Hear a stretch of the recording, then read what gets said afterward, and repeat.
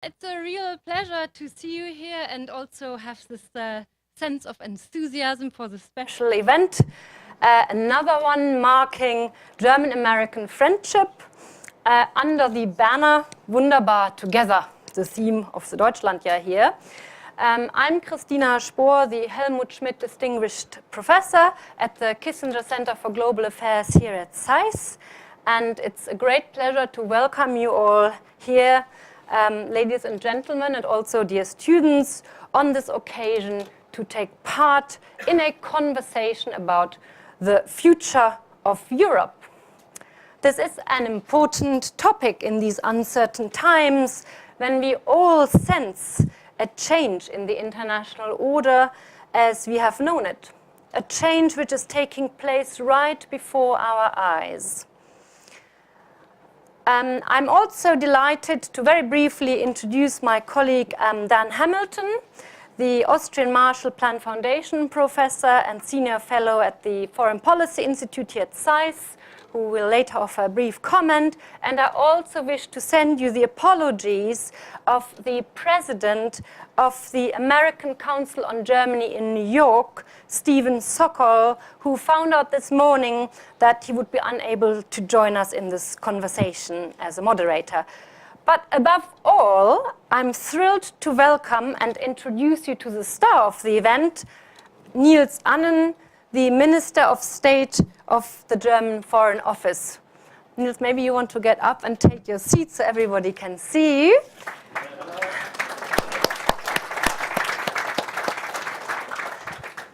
So Niels Annen was appointed to his current post about a year ago on the 14th of March 2018, having previously served several years as spokesman on the Foreign Affairs Committee of the Social Democratic Party, the Parliamentary Group in the Bundestag. And he's also a member of the SPD's Executive Committee and acts as the Chairperson for the SPD's Commission for International Politics. His main foci of interest are transatlantic relations, one of the themes we are talking about today, but also the Middle East and Latin America, as well as Russia and China. He's an advocate for a stronger German role in international diplomacy.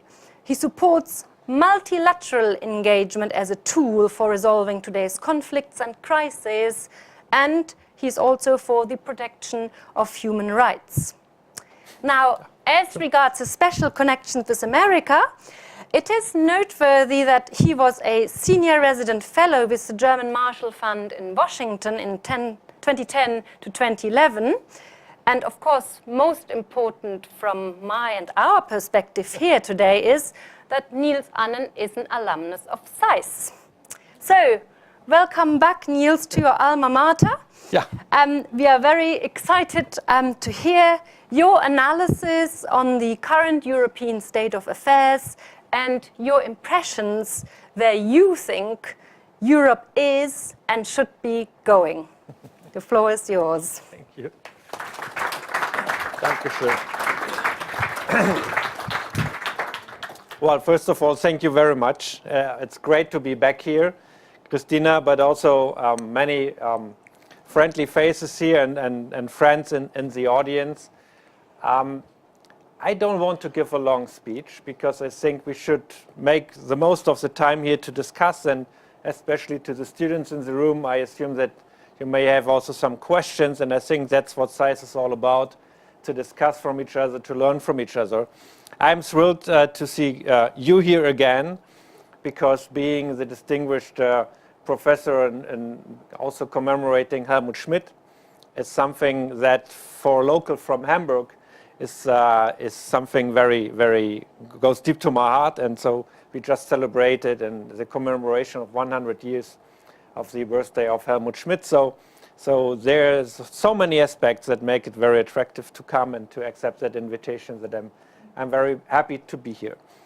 So let me briefly try to say a few words about the European Union and why there's a close connection between the Wunderbar Together slogan and what we're doing with this German-American year right now, but also, I would say, the current state of the transatlantic relationship. this year is a very crucial year for Europe. As we have, or may have not, we will all see, but I assume that we will see the Brexit decision being implemented. And it already has consequences for the cohesion of the European Union and the question where to go from here, especially for France and the United Kingdom, but of course also for the future projects that we are pursuing. And this is a year of a very important election, the European election. So I am also a member of parliament, I am a politician, so ahead of an election, you probably won't be surprised to hear politicians talking about a very, maybe the most important election, because this is always an argument that people make in order to get out the vote, and that's fine with me. But if you look at the history of European elections, the traditional democratic parties always had a very tough task to mobilize their voters for that election, as there is somehow that impression that state elections matter, federal elections matter, but the European elections, this is so far away, and I don't want to, comment on the work of my colleagues, but I think it's true that more people know their local MP in the Bundestag than they know their local MP in the parliament in Brussels. So it is not easy to mobilize the people, but I think that this year maybe will mark an exception. Why is that? Because for the first time, we have a real challenge from parties that are not representing the traditional pro-European consensus. If you look at the state of the Union, the European Union today, we have strong groups in different parliaments. We have a number of relevant governments that are dominated, or at least depending on the votes of right-wing, populist, and in many cases anti-European parties. So these movements clearly identified that European election as a possible turning point. And they are preparing for that election. They're trying to do everything to make sure that their topics dominate the agenda. The topics are not that many. This is migration, refugees, national identity. So the question would be whether or not the mainstream, I don't like that word that much, but we'll use it one time, the mainstream democratic forces will be able to dominate the political agenda and the discussion about what is at stake here. And this is not going to be an easy task. It's not going to be an easy task because Europe right now has to deal with an eastern neighbor, the Russian Federation, that has caused some problems over the last years, that has supported policies that were trying to divide us, policies supporting political movements that are opposed to the idea of European integration. And of course, we all know with the annexation of Crimea and the meddling in the Donbas region that trust in the Russian intentions is very low. And we see hybrid operations, and we saw manipulations, even hacking of, for example, the computer system of the German Bundestag. So there is clearly a force that sometimes covertly, but also overtly has been supporting anti-European political parties and movements, or providing at least their leaders with their platforms, Russia Today, Sputnik News, and others. So that is already a challenge. But now my challenge is to speak as a diplomat, which I'm not trained in, but there's also another challenge, something that we are not used to in a way, haven't been experienced in dealing with that challenge, and that is policies like the one Secretary of State Mike Pompeo expressed during his GMF speech in Brussels, where he talked about the virtue of the nation state in the heart of Europe. And voices coming from sources, I would say, connected with the current administration, also putting in question the virtue of that very European integration. So I think that also giving a huge number of current conflicts, from trade issues up to questions of how to deal with Iran, how to deal with Russia, how to deal with other regional challenges. The European Union right now is struggling among its member states to create a more coherent European policy. But we also have to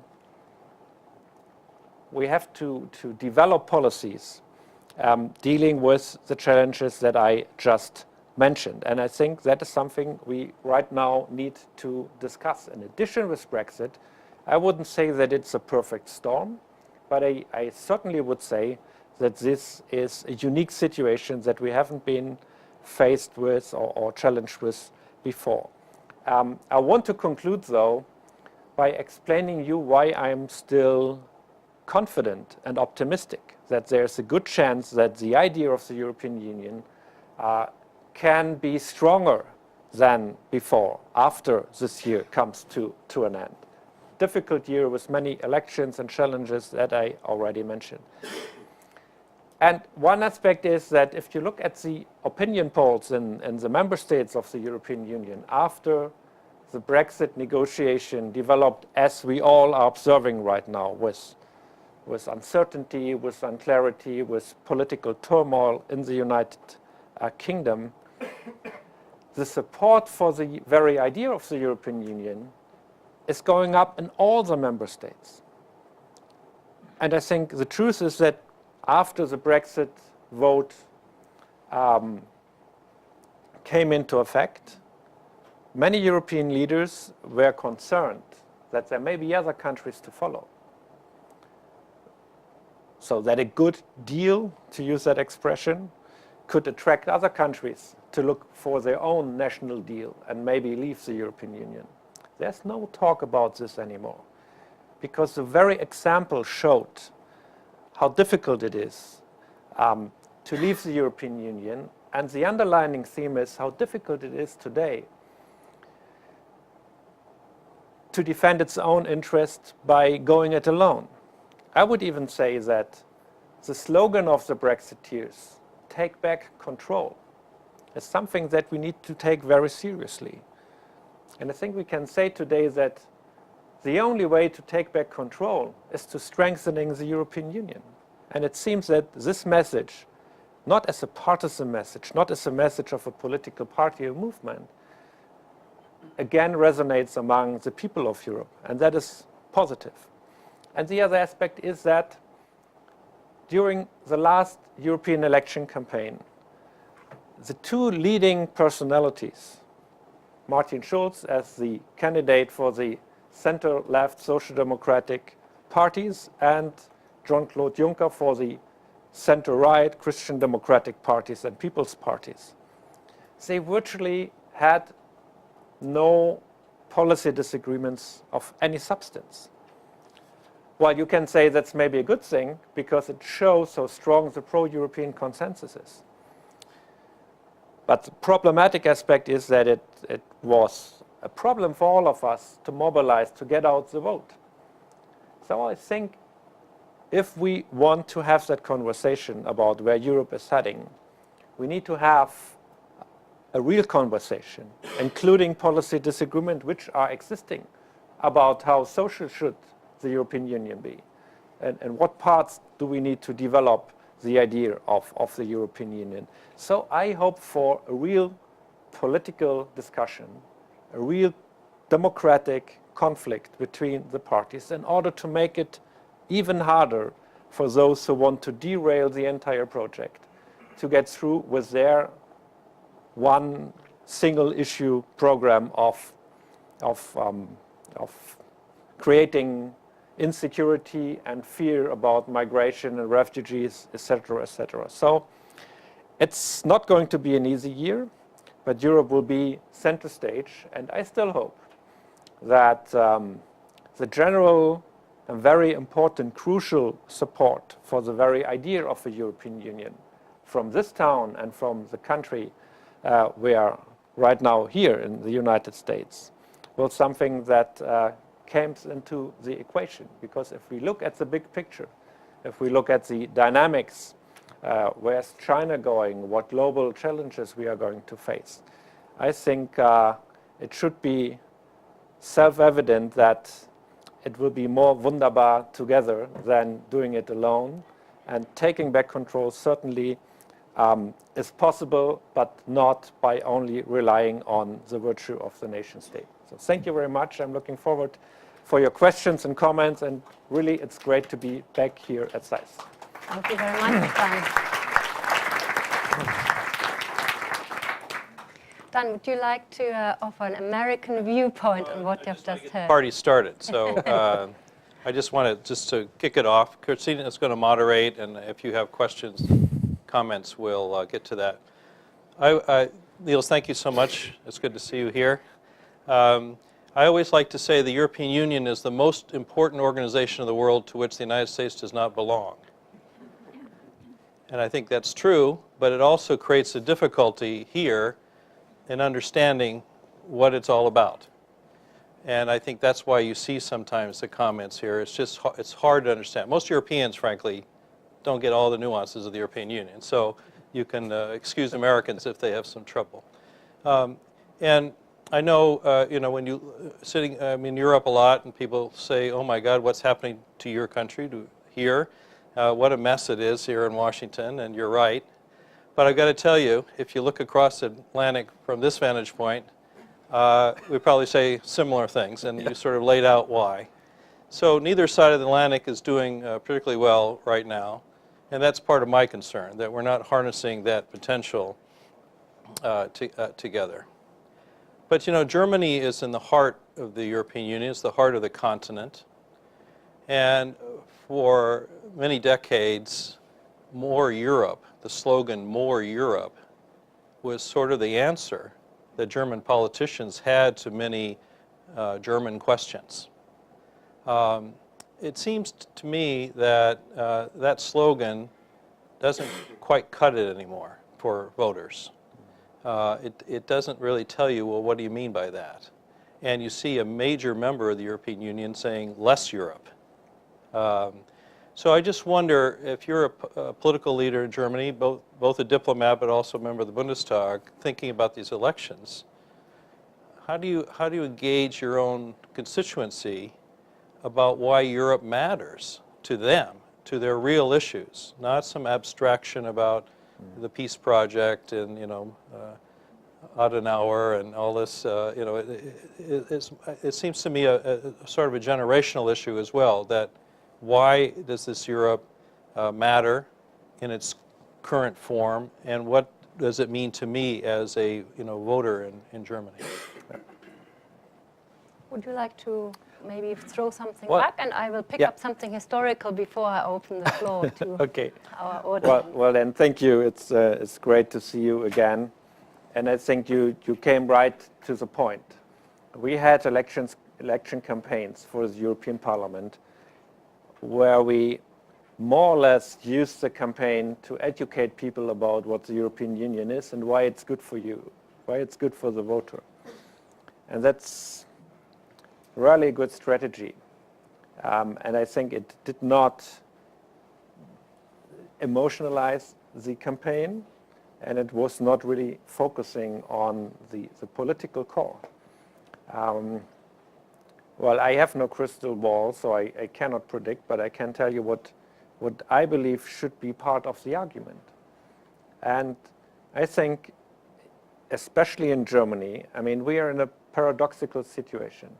We just had our Minister of Finance, so the Secretary of the Treasury, announcing, I think, what was the single biggest budget surplus since decades, if not even at all. I think like 58 billion euro in additional income. So this is not, a sign of a political crisis. If for the last 2 or 3 years, the biggest political fight in Germany was about what to do with the extra money. So somehow, if you then look at support for the right-wing AfD party and the bad political mood in Germany, substantive losses for the traditional parties in the polls, and a hysteric debate about refugees and migrants and migrant-related crimes, etc. So it's very, very obviously not the economy, stupid, as a famous politician once said. So there is an underlying reason for the political mood, not only in Germany, but also in the European Union. I don't have the answer to that, but my impression is that people know that things are changing.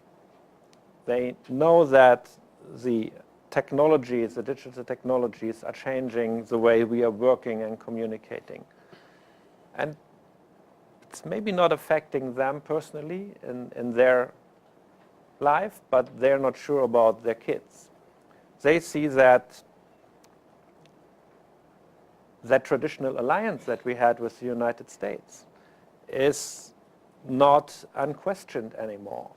And they see that zero-sum thinking and geopolitical thinking, which in particular the German population believed after the fall of the Berlin Wall, was something over, that was disappeared somehow, which was never quite the whole truth, but so that this is back on the agenda.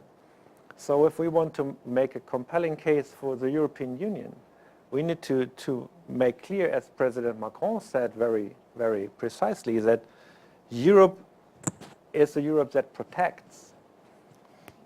Europe is and must be a European Union that makes sure that the new jobs are good jobs and that we take the adequate measures. And in a very concrete sense, I'm sorry to say this in the United States, but during the trade dispute, which is, I mean, a dispute that is not over yet, we saw that our South Korean friends needed to make concessions. Our Japanese friends needed to make concessions. Our Canadian friends had to make concessions, as had the Mexicans. And President Juncker could go to the Oval Office and say, look, I'm talking here on behalf of 500 million Europeans. So let's go and talk. And so that is the Europe that protects, in that case, European, also German jobs and interests. So I think we need to talk more about what that really means, but also what it means if we are not united. And on foreign policy, we are not united. We need to get rid of that rule that everything needs to be decided by consensus. We need to invest more in our diplomatic, our development cooperation, and, which is not that popular in Germany, also in the military. And I think that is an argument that you can make during an election campaign. And we never really had that kind of politicized European campaign. Martin Schulz tried a little bit and succeeded in parts, but this time it really counts. And I think that's a little bit the spirit that I hope you will see while observing our campaign. Thank you, Niels, very much. Before I open to the floor, I would like you to ask a bit more about this latter point you made about Germany and the foreign policy role, and this Germany in Europe and Germany as well as Europe in the world. Because from a historian's perspective, of course, you know, these projects and also Germany's being comes out of this tradition, that post-war tradition that came with a certain element of, you know, being a civilian power, both for the EC and also for Germany.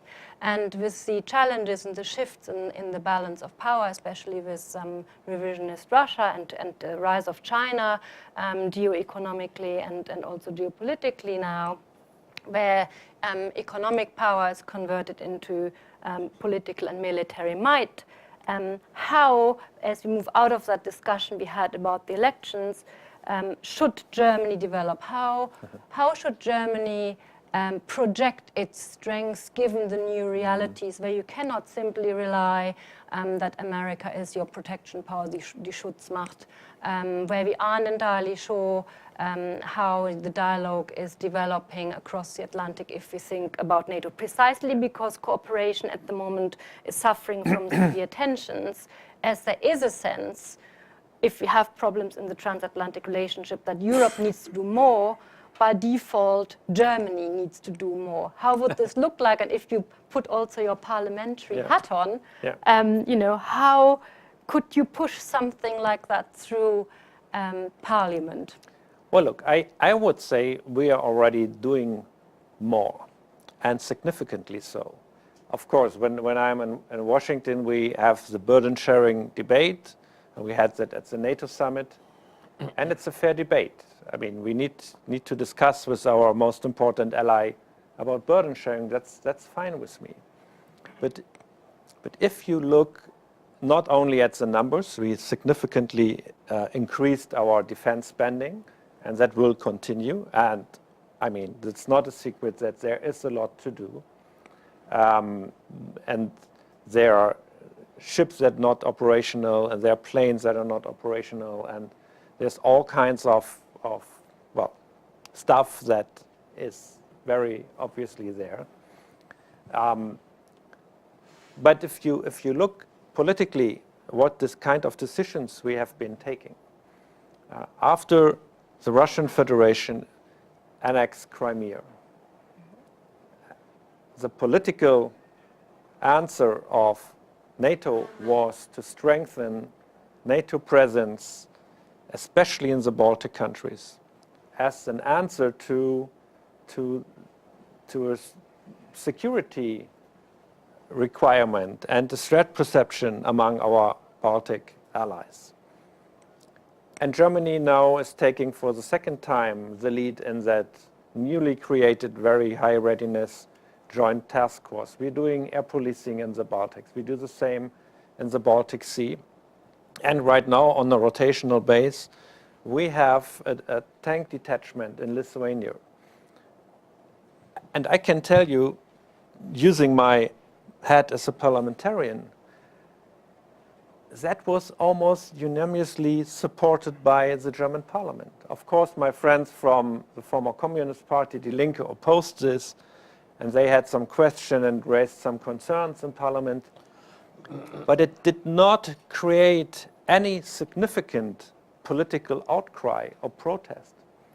And there's so many people here in the room who know Germany very, very well.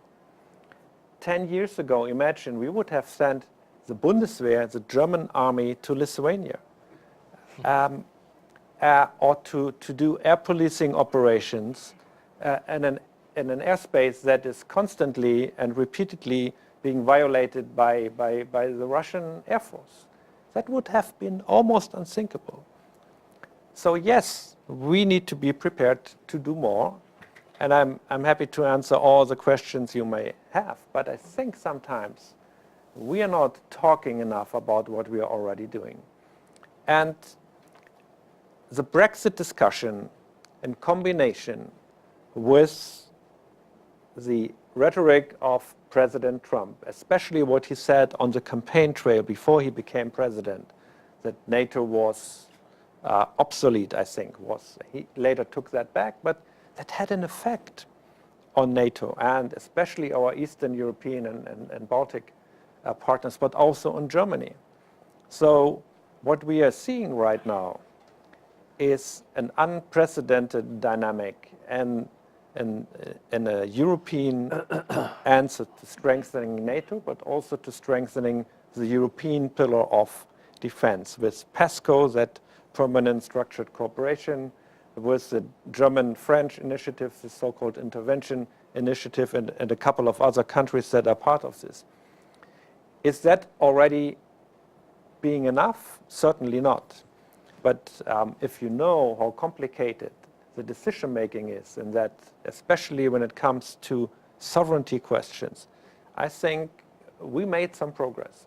And I certainly hope, and I will work for this, that Germany takes even more initiative. I think the German-French cooperation will be crucial. And I am somehow encouraged also by the continued close cooperation with our friends in the United Kingdom, that however that structural design would look like after the Brexit, but that we not only with the NATO but in a more general sense in the European Union will continue working also with our British colleagues on question of defense and security. And it seems that this is very, very explicitly also their politics. So that's what we're doing, but we should not kid ourselves. I mean, even if we would be quicker, even if we would be able to mobilize even more resources and political will, we will not be able to substitute for the American security guarantees in a short-term perspective. I think this is very, very obvious. So we need to do more on our own continent, but I also think that it's the right strategy to not give up on the transatlantic alliance. And so that's why we even increased our engagements, our presence here, being this kind of discussions that we are having today, but also the government-to-government contact. We had an unprecedented visit of, I think, 54 or so members of Congress at the Munich Security Conference. So that's what we need to do. And that's, Kristina, what we are doing right now. Thank you, Niels. Well, most of you never have an opportunity to sit 5 to 10 meters away from Niels, so I would like to open the floor Likewise. and take questions. So this is your opportunity to ask anything you like. Yes, madam, you over there, and then. Christine Wallach. I'd like to go back to what you opened with, which is how, as a politician, you sell Europe, the European ideal, to a younger generation. In economics, there's a theory that if you have continuous growth, people get used to growth and they take risks because they think everything is certain. No bad things will ever happen. So we take more risks, and then you have a crash, and then you recover. And I think in Europe, we've had, and the transatlantic relationship, we've had constant growth. People have become complacent. We feel secure in it. And so risks are being taken by Britain, by Hungary, by us over here. So my question is, do you think you can sell Europe as a politician, or do you think something bad has to happen before you will have an audience for what you have to say, which is so important? Yeah. I mean, I'm afraid that something bad already happened. And that's why I think it's not a politician's job to complain, but to analyze the situation and to try to use the existing momentum. And I'm convinced that the majority of European citizens understands that in a globalized world with the rising China, with demographics, we haven't been talking about demographics. I think there's good reasons to be very confident about Europe's chances to remain a very strong, prosperous continent, but our relative weight will not go up. I mean, this is just demographics. So if we rely on the common sense of the people, that's maybe not enough, because exactly what you described, I think, happened over the last years. And I would include myself. I mean, I grew up in a world where the European project was something that nobody really were putting into doubt. Of course, we had crises. I mean, we had the Nice summit and the negotiations about who's paying what, etc. And we had referendums that went south and delayed the process. But this was not a fundamental questioning of the very idea of a European integration. That changed with certain governments that we are seeing, and unfortunately also by putting into question basic values that we all agreed should be, the basis of the European project. So freedom of press, separation of powers, respecting and defending human rights abroad. So I don't want to name the countries, but everybody knows what I'm talking about. So this is weakening also the credibility of the European project. So what is needed is that we as politicians make the policy choices here crystal clear. But it will not be enough. So I think especially the young people, they are a factor, a very, very positive factor in this campaign and the work that is ahead of us. And I think somehow Brexit was a shock for many people in the younger generation in the European Union. I mean, I saw the images of young Brits demonstrating against Brexit after the referendum, after they did not show up in sufficient numbers. So, I mean, yeah, that should not happen again. And so there is plenty of reasons and arguments that we can put forward, but it will require all our political capital and the will to get into that discussion. So my colleagues in the US, you would say, on the other side of the aisle, if I'm putting on my hat as an MP, from the European People's Party, they are having right now a very, very important discussion whether or not to keep Mr. Orban's party as a member of the European People's Party in the European Parliament. I don't know what decisions they are going to take, but it's a very important discussion because it's a discussion about basic values. And I think they should have had that discussion long time before. My party family also has a difficult discussion with, for example, our Romanian friends. So I think if we only talk about values, that's maybe not convincing enough. We need to show that we fight for those values, that we defend those values, and that we are prepared also to take tough policy decisions. And this can only help to generate that, that momentum that we need for that election campaign and the hard work that lays ahead of us. Thank you. There's a gentleman right in front of the pillar, and then here in the first row, and then next to the pillar. So no, this one here. Yes, thank you. Please Hello. Go ahead. Yes. No, well, I guess it doesn't work. Thank you for your talk. Hold it close. It comes after. Yes? Yes. Oh, good. Fantastic. So thank you for your talks.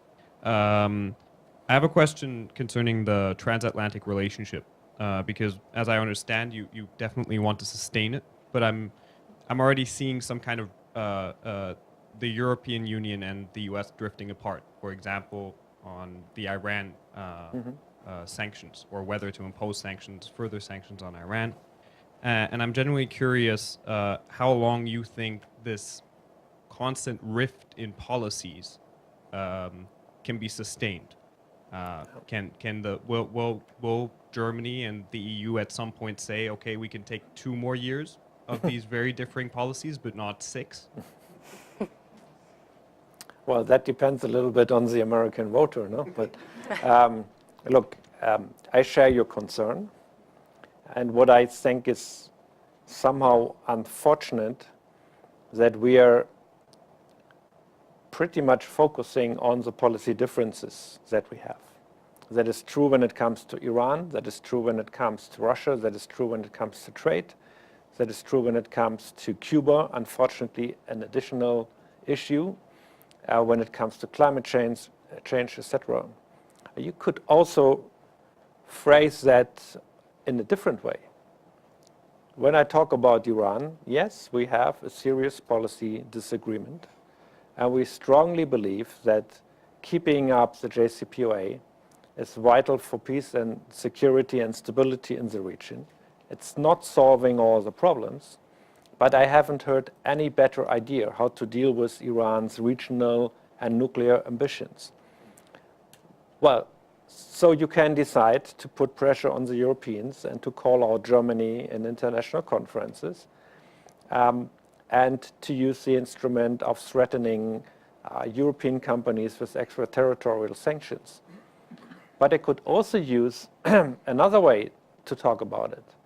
And they could tell you, we could tell you that Germany and the United States agree that Iran's regional policy, when it comes to supporting terrorist organizations that are threatening the security of Israel, is something that we both reject, and that we are absolutely crystal clear that this behavior needs to change. The same is true for Iran's policies in Syria, a major factor for the military successes of the regime of Bashar al-Assad.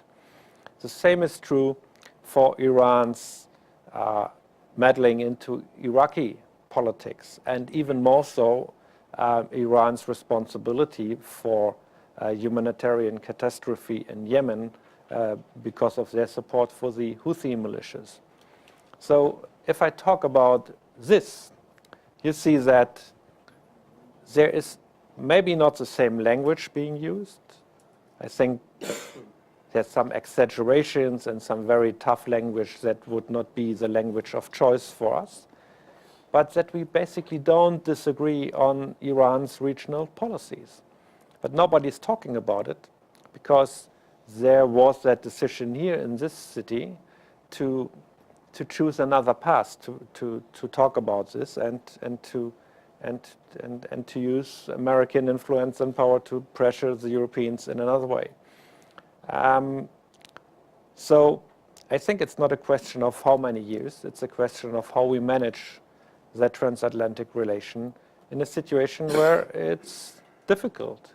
But from my point of view, still more than obvious that both parts will benefit from transatlantic cooperation. And so a little bit what we're trying to do also with the Wunderbar Together initiative is to highlight also aspects of our cooperation that are less controversial, but still very, very important for the German-American relationship, but also the transatlantic relationship. And I see that talking with lawmakers, with representatives of business and the cultural sector, there's a lot of support.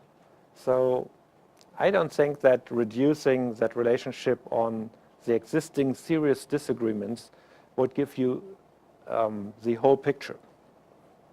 So we should look at the various levels that also happen below the highest, where there's networks and continuation. Here's a gentleman in the first row, please, and then the other one after that, where you were before. Good afternoon. Thanks for your introduction and your insights. My name is Moritz Lutgerath. I work at the Atlantic Council, but I was born and raised in Germany, so speaking to a voter. Where do you live? Hamburg. So. Very good. Okay, so nothing to lose here. How are you? Only the best.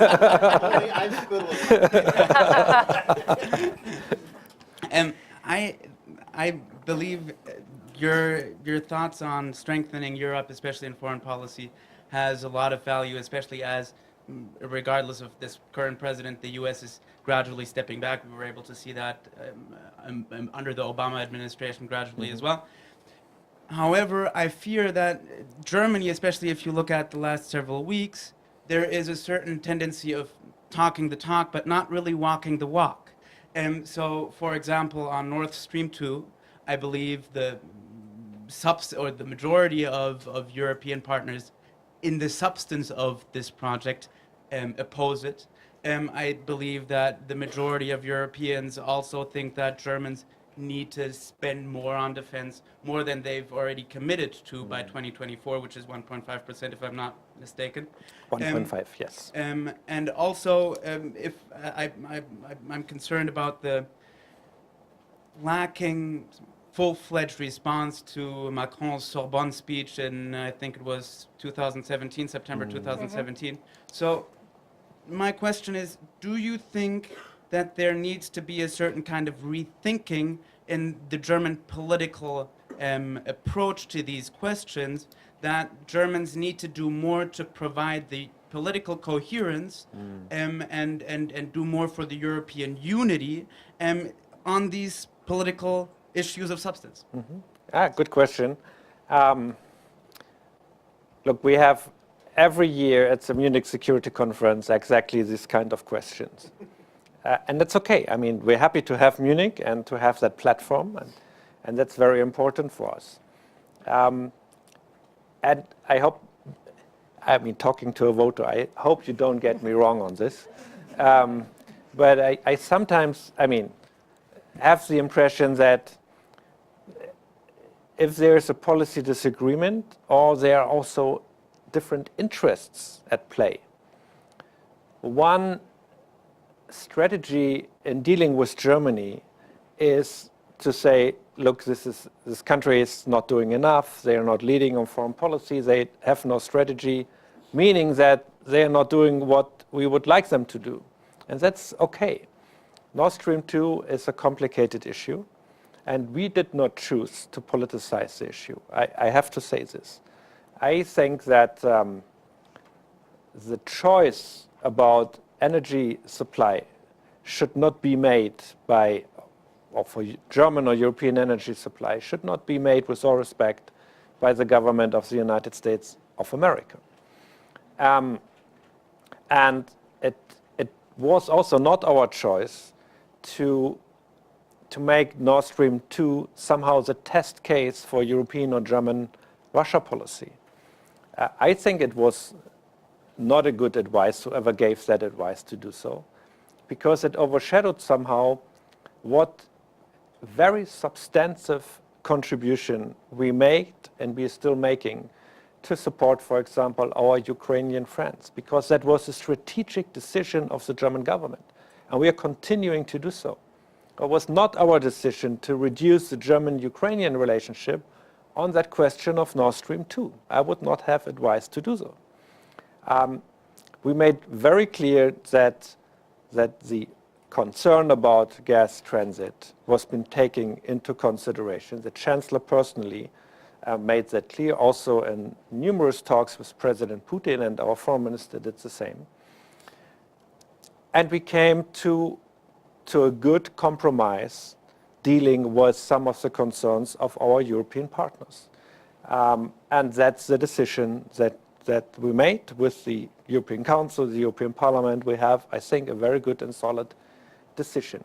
But it's also about interests. I mean, that's also a legitimate interest, but why don't they then just say that the United States has an interest to sell more LNG on the European market, instead of politicizing this case in a way that is only doing harm to everybody involved? So I am not really convinced that this is a good example and that was a constructive discussion. But, well, it's there.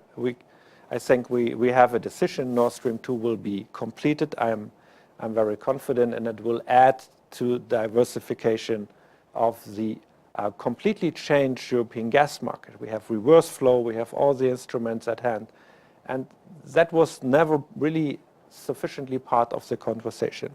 But, well, I know that this is also an emotional issue, and it will be there, but I think we came to a good conclusion. Defense is another issue. And again, using all the necessary courtesy to talk with a potential voter here, there are many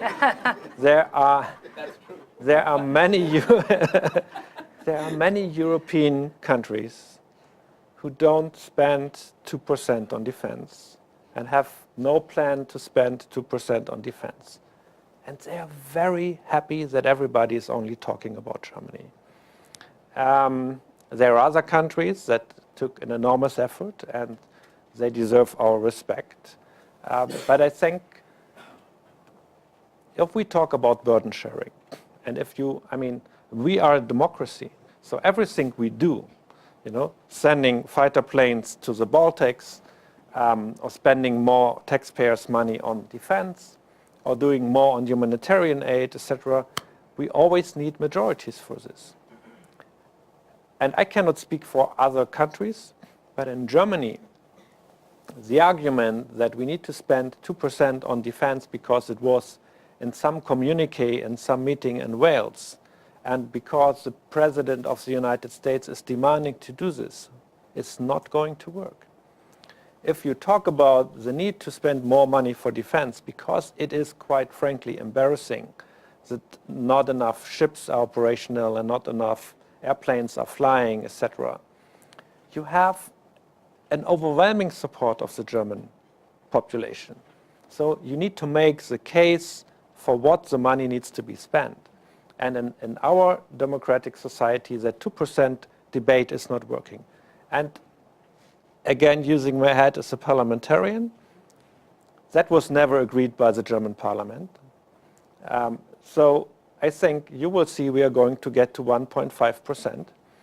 And that's an enormous amount of money. And it will be good for the Bundeswehr. It will be good for our allies. It will be good for collective defense. But I have to say, when we discuss burden sharing, then we need also, with all respect, talk about unilateral, unconsulted decisions by the US administration, for example, to withdraw money from UNRWA or from other UN agencies, which are having a direct effect on European peace and stability because it's destabilizing the very region that took most of the refugees and have been in stable or not very stable countries from the very beginning, the neighboring countries of Syria. And Germany today is one of the leading contributors to the UN system in terms of humanitarian aid. So I'm happy to have the burden sharing discussion, but then we cannot only speak about one tiny, important, but no, not tiny, it's the wrong expression, but we cannot only talk about one pillar of security. Then we need to talk also about the other aspects that have a very concrete effect on our own security. I think that's a little bit the philosophy that we are trying to pursue and to engage with our American friends. And there was a third point that I forgot. What was Sorbonne, yeah. Europe. I think it's a very valid question. And I have to say that our political systems, the French and the German political systems, are very different. So I was thinking about whether or not it would have been better to give a big speech, by the chancellor, or the foreign minister, or finance minister, whoever, to send a political message that we heard you and we are going to work with you, and this is a welcome initiative. I was thinking about that possibility. It was not my call to make. But look, at the end of the day, bringing Europe forward is not about making a speech, although it was a very, very important speech. It's about taking the tough decision. So I think the very German approach was to sit down with the French counterparts, like our finance minister Olaf Scholz did, hours after hours after hours, to work out a plan to stabilize the Eurozone and to work on the next budget of the European Commission and to work on the banking union and to work on fiscal questions. So we delivered results, but it was not like the big speech that gave everybody the impression, yes, the two governments really are up to this. While on the level of the ministries and the staff, enormous achievements have been done, but somehow maybe it got lost a little bit by that very German Federal Republic way of dealing with the things.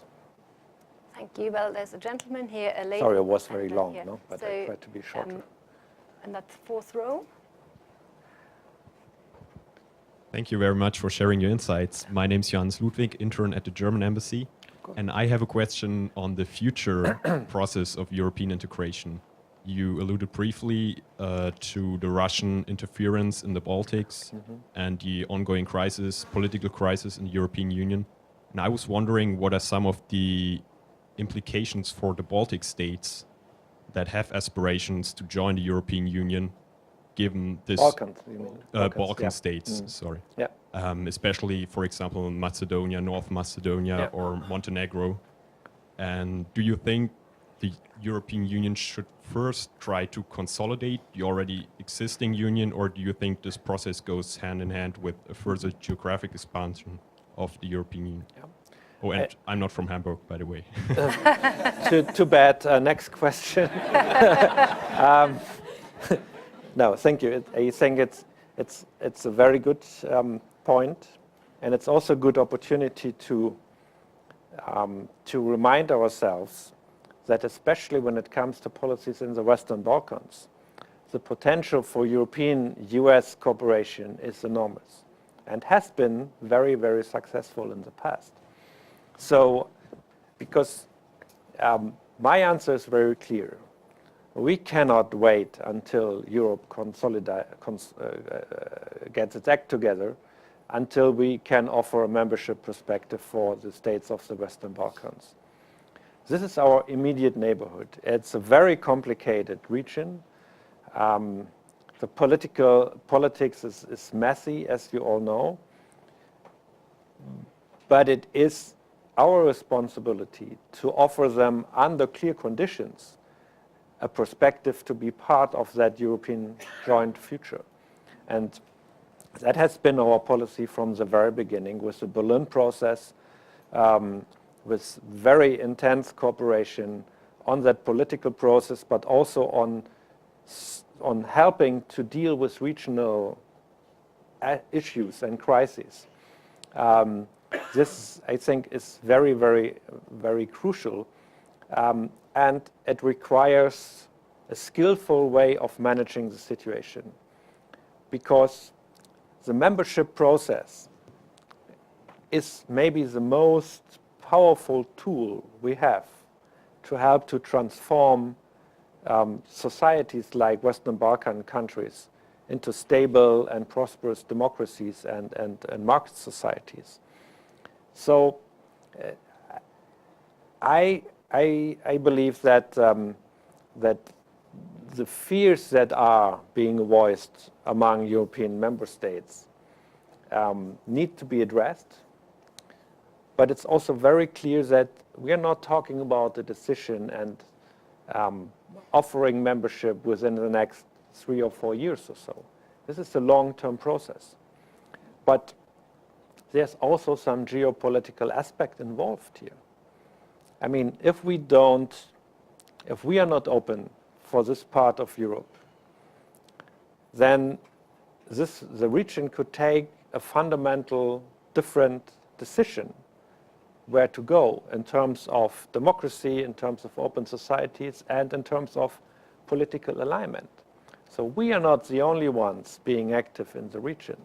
So I think it has an economic aspect, it has a security aspect, and it's a region where the US and the European Union proved that they can work very successfully together, and so I think on that line, I think that should be our policies. Young lady over here. Mm-hmm. Hi. Okay, good. Alex Bloomfield, AICGS. My question refers to something that you had commented on before. You had mentioned that you had said we are not talking enough about what we are already doing in regards to kind of the pro-European argument. Also, I think you might have also been alluding to what Germany is doing. Mm-hmm.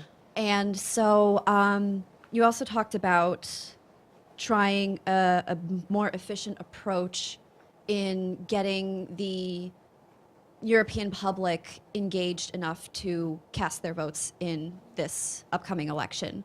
And so I guess I want to know, do you have like a more concrete suggestion of what to do to get the people engaged?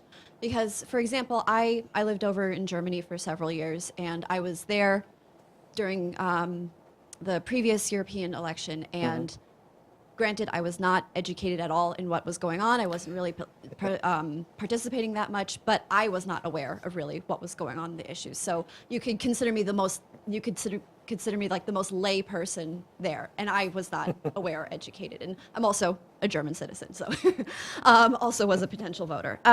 So I'm just wondering, what are your strategies to reach those people that you need to get out and vote? Yeah. How do you get them to care more about it? Okay. I mean, I think I already tried to explain a little bit what arguments we should put forward in favor of a strong European Union, also in terms of addressing fears and concerns of people. So a Europe that protects, a Europe that takes care about changes in the in our economy and in social security and more equality. But I also believe that we need a certain clear political confrontation with those political forces that are trying to destroy the European project. And they celebrated important political victories over the last years without really encountering resistance of the democratic forces. So we have a phenomenon of populism, not only in the European Union right now, but we have that election. And I am almost sure that there's a majority of voters who is not clear about the fact that a majority against the European project in the Parliament will have consequences for the future of the European Union. So we had election campaigns where many people had the impression it's not important that I cast my vote, because they were not clear about the influence and the importance of that election on their daily life, on the future of their kids. And I think although we also have populist tendencies and not everybody is happy with our political parties and leaders in Germany, I think almost everybody knows that a vote for the Bundestag is important because it will decide about who's going to become the chancellor. Is it a center-left, a center-right, a grand coalition, a right-wing, a left-wing, whatever government? And we need to create that sense of importance because it will be important. If there's no majority for pro-European parties in the European Parliament, it has consequences for the Commission.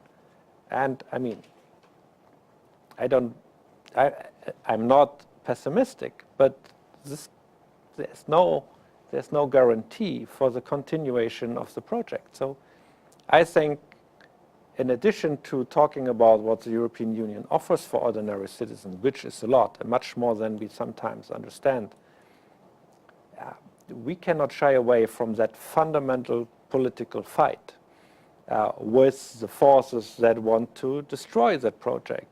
And I think the challenge will be not only to talk and to confront those political forces, but also have that positive idea and that positive message. That's not easy, but that's necessary. And so I have no textbook for this, no blueprint, but this is needed, certainly needed. But then, sorry. Sure.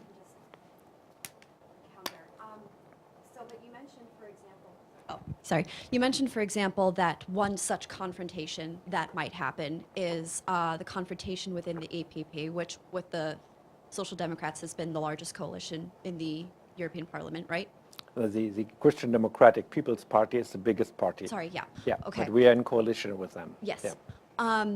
So you said that Viktor Orban's party belongs to that. That, I think, is a very big confrontation that might have to happen, especially since when people are mentioning troubles with populism and potential violations of rights, Yeah. he's referenced quite often. Yeah. Would that confrontation have to happen before May?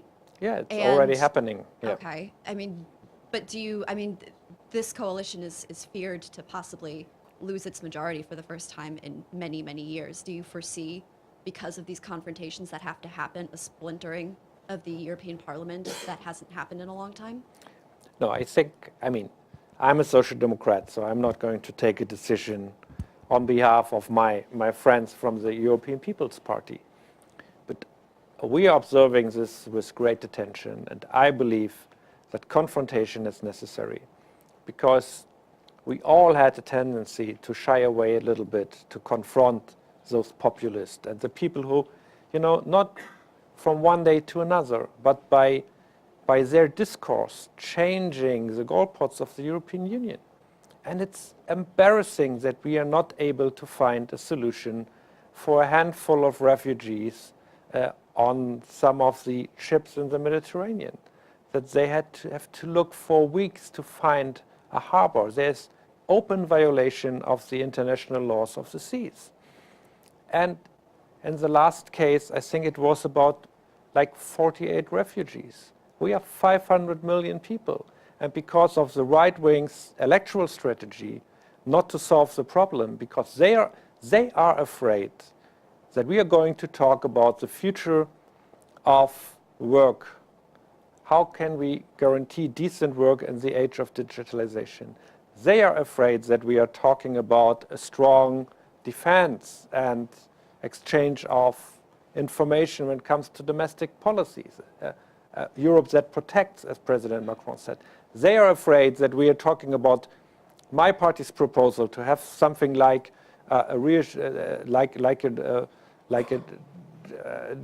jobless, how do you say, Arbeitslosenversicherung, Unemployment insurance. unemployment reassurance on a level of the European Union. So they are afraid that we talk about the issues that affect the daily life of the people. So that's why they are blocking a solution to that refugee problem of distributing that number of refugees. That's why they are blocking the necessary steps to build a European immigration regime, etc. So I think we cannot let this happen.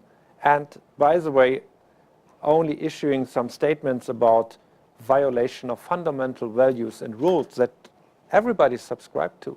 So that discussion is necessary. And I don't know what Manfred Weber and his party are going to do.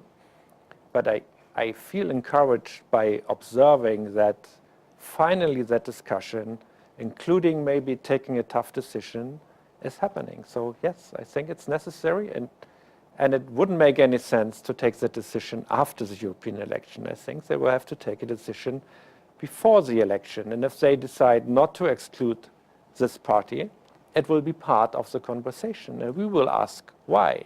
And if they take that decision, I think it will be interesting to see what the reaction is. And I would certainly encourage them to do this. Now, Niels, I see you are getting very animated as it comes to politics. Since we are in this institution of learning, I need to keep an eye on the time, so you get 3 more rounds of grilling. And this gentleman here, this one at the pillar, and the one over here. Sorry. Tobias Doos, European American Business Organization, New York City. Also, last but not least, originally from Hamburg. So now you have... by accident. What actually really happened to the German defense sector? I can't really remember that I was reading a lot of times in the newspaper in the last, let us say, 6 to 7 years that the situation is so bad. I remember a very active role in the Balkan War in the humanitarian sector. I remember a very active role in Afghanistan where the German defense sector did a fantastic job. Some things must have been a little bit hidden, or aircrafts are not falling apart from one day to another. So I'm just. What really happened in the last few years? I will try to resist the temptation to make a partisan argument. Especially against the background that Germany has a very active defense industry that exports very much. Thank you. Well, as I said, I will try to resist that temptation. But if you look at the last ministers, they are all of one party, but okay. No, but it's a very serious problem. And I want to make a remark with your permission. You may. Because that discussion is necessary. It's very painful. It has a new symbol right now, which is our ship, the Gorch Fock, which is a traditional sailing ship. It was used for training young officers in the German Navy, and for whatever reason, the shipyard that had the task to renew all the facilities filed for bankruptcy, and millions of euros disappeared. So this is a symbol for one part of the reality. And maybe some decision, very hastily decision, more or less from one day to another, to abolish the draft in Germany. The idea that after the end of the Cold War there could be a permanent peace dividend, the lack of investment, but I have to say also questions that are not related to money, but to bureaucratic processes and oversight. All this needs to be addressed. But it's also true that under very difficult circumstances, the men and women of the German armed forces are doing a great job in many, many very difficult areas of the world.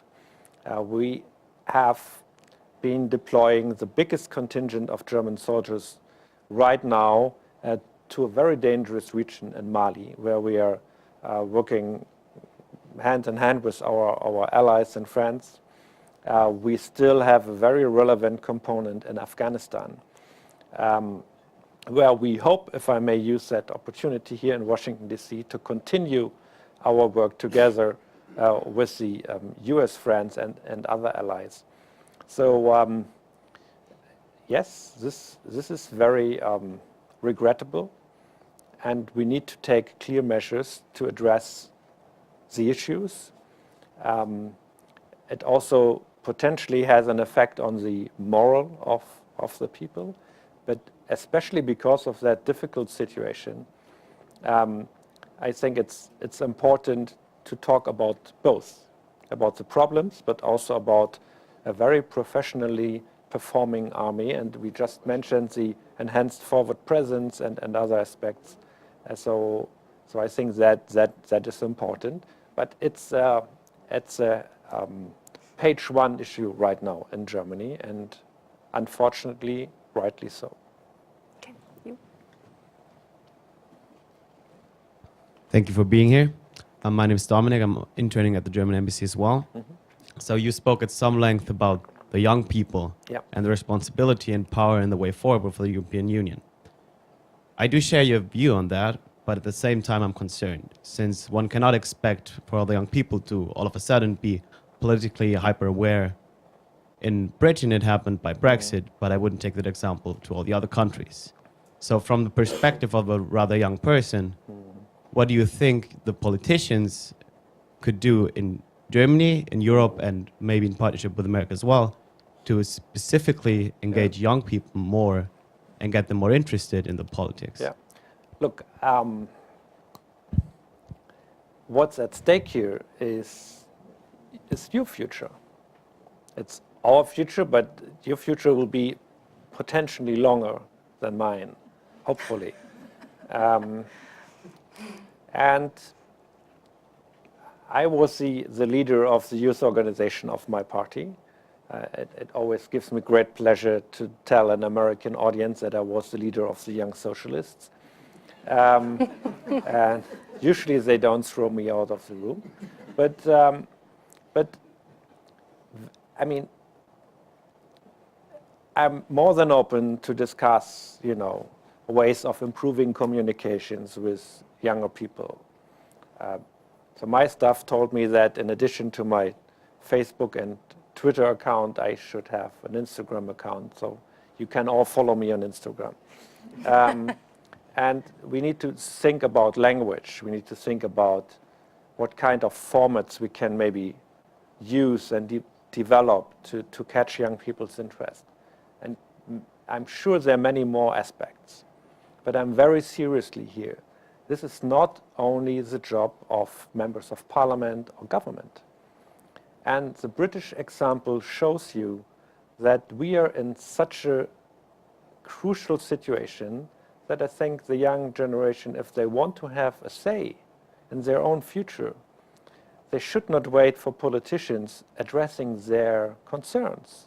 So this is the hour to act. And many young people in the United Kingdom were not aware about the seriousness of the situation. And I just can tell you, if there's no majority for pro-European parties in that election, you maybe will have demonstrations the day after. And I don't want to see that. So this is a question that also goes to you, as it goes to me. Maybe with the difference that, of course, I have to answer that in public. But my personal experience is that there is no vacuum in politics. If you are not there, other people are going to take the decision. It's just that easy. So I think it's a good sign that you're here. Okay, and another young person there at the back. Thank you very much for your insights. My name's Alistair Somerville. I'm a graduate student at the Centre for German and European Studies at Georgetown. Georgetown, yeah, okay. Sorry, I'm infiltrating. So you seem to draw the dividing line in European politics between the sort of pro-Europe, pro-democracy and the more anti-democratic forces. But to me, that orientation risks the pro-Europe side all being grouped together and banded together simply by an opposition to populism. And perhaps speaking as a social democrat to the extent that you can, I'm wondering what sort of proposals the centre-left should be coming up with. I'm thinking more in the longer term. To sort of revitalize social democracy in Europe, so that it's not simply a choice between pro-Europe and anti-Europe. Because I think, as young people have come up a lot in the discussion, I think that's something that we would be concerned with particularly. I'm happy that you asked the question, because it shows me that I was not clear enough in the way of addressing the issue. I believe we need to do both. We need to fight the enemies of that European project. And we cannot shy away from that challenge, because they are so strong right now. And they are preparing for that election. And they're trying even to coordinate each other's policies, which usually doesn't last long, because they all believe that their country should be put first. And this is not a good base for an alliance. But it could be enough to derail the European project, because it's not that much time until the European elections. So we need to take that fight and fight that good fight. But I also tried to make the point here that exactly the way you framed it, that can and should not be enough. We would reduce ourselves of a kind of emergency coalition of the democratic forces or so. So that's why we need to have that also emotional, polarized discussion where Europe should head. And we believe Europe needs to be strong, Europe needs to put a strong emphasis on workers' rights, on social security, on income. I already told you that I was the president of the Young Socialist one. So on income redistribution and on large-scale investment in infrastructure, etc. And that proposal that we made with that unemployment reassurance initiative, the conservative and the liberal forces, they don't support this. They are still pro-European voices, but nobody is preventing us from having that discussion. So I think we need to create a situation where we are dominating the discussion. We need to make sure that those guys are not going to destroy the work of generations that rebuilt the continent after the Second World War and built that European Union. We need to make sure that we believe that cooperation is beneficial for everybody and that zero-sum thinking has no space in Europe. But we can also have a policy discussion between social democrats and liberals and European People's Party. And we need to have that discussion, because otherwise we would reduce ourselves and to elevate the dividing policies of the European extreme right in a way that would not be beneficial. So that's not an easy task. It's a it requires a skillful, responsible way of dealing with this. But without an emotional appeal, without making clear what's at stake here, this is not going to be successful. And that's what I try to do, what we are trying to do. We are trying to put together a manifesto on both sides that also make sure that there's a real choice among democratic parties. And I hope that you all will try and be willing and able to contribute to that discussion. Niels, thank you very much. You have gone through a dozen of rounds of questions. You have had your audience on tenterhooks. One final thing. Can you say in one sentence? You know, we said Macron. I already dismantled technology here. You know, we said Macron, president of the Grande Nation, gives big speeches. Maybe we Germans need to learn to sell sometimes our ideas as well. What, if you could give your audience anything, would you say is your vision for Europe in one sentence? Where do you want to be in 5 years? Well, Europe to be in 5 years? Well, I am from the north of Germany, so the big speech is not in our DNA. Exactly. So, and I mean, I think we discussed so many aspects about the European project, but it's only going to be successful if everybody participates. Yeah. So I think that was very encouraging for me, that discussion here. And you got a lot of young people, absolutely. Your potential voters, yes. Who had a word. So and guess what? I'm not even running on the European election. So you can wait for the German Bundestag election, and we don't know when they're going to come. And folks from Hamburg. And folks from Hamburg. But yeah, I think that it's also important that we you know, we run on a positive message, that we are competitive, that we clearly show what is at stake here, but that we are not mere observers, that we can shape policies, and that fundamental trust in the institutions and the democratic system is something that needs to be renewed in every generation. And we learned that. I was maybe too confident, and I think that we clearly learned the lesson, and that's maybe a good thing. Thank you for saying this at SAIS. Thank you for coming.